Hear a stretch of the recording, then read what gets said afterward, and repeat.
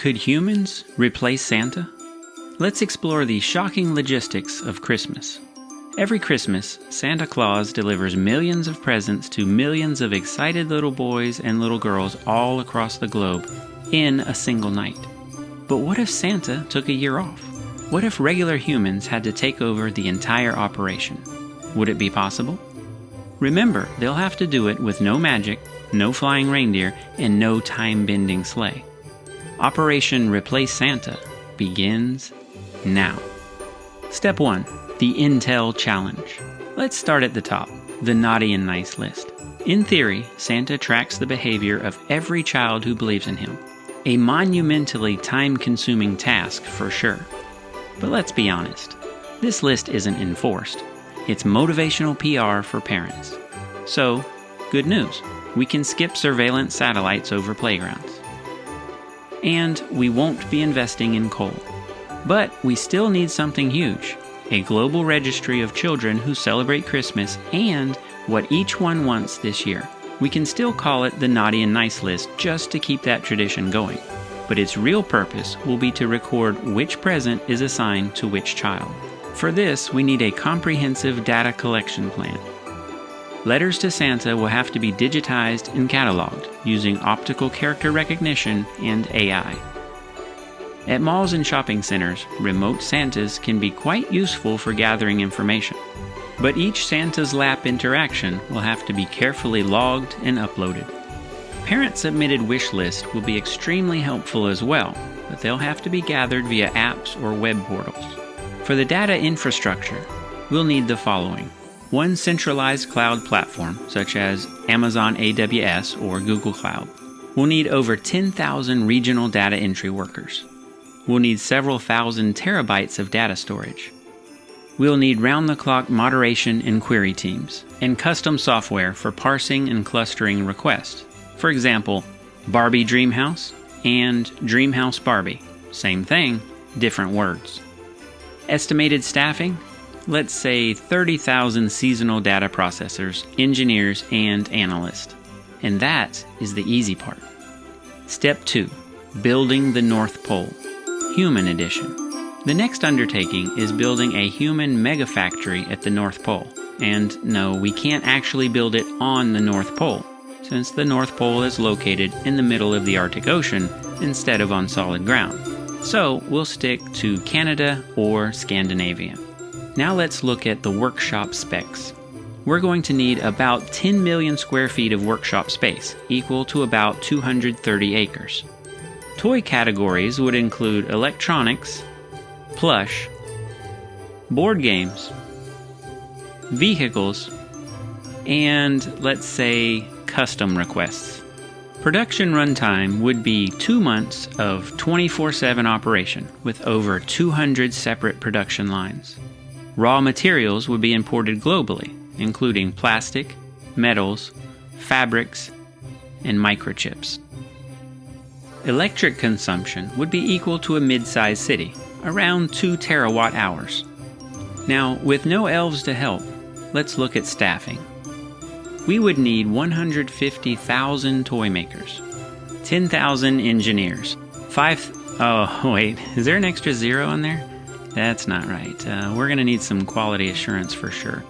Let's say 20,000 quality assurance workers, 8,000 on-site cooks, and 2,000 medics. We would also need about 4,000 bathrooms, and that's based on the OSHA minimum requirement of 1 bathroom for every 40 workers. Since not all workers would live locally, we would also need on-site housing for about 100,000 staff. And let's not forget the sparkle. Santa doesn't deliver plain cardboard boxes. Each gift is individually wrapped, labeled with the child's name, and tailored to the wish list when possible. For this extra attention to detail, we'll need a few more items. About 150,000 tons of wrapping paper, 15 million rolls of tape, and about 600 million name labels. We'll also need to employ 120,000 seasonal wrappers operating in 12-hour shifts. No, not that kind of wrapper. That's better. Now, here's where things get spicy. We have just 8 hours in each of the 24 time zones to deliver over 500 million packages. And we can't use wormholes or time travel. We're going to need an integrated transportation strategy.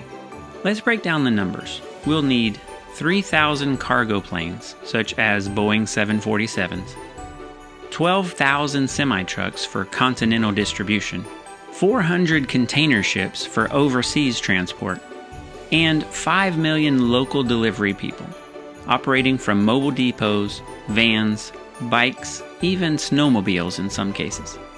That will be one worker per about 100 households.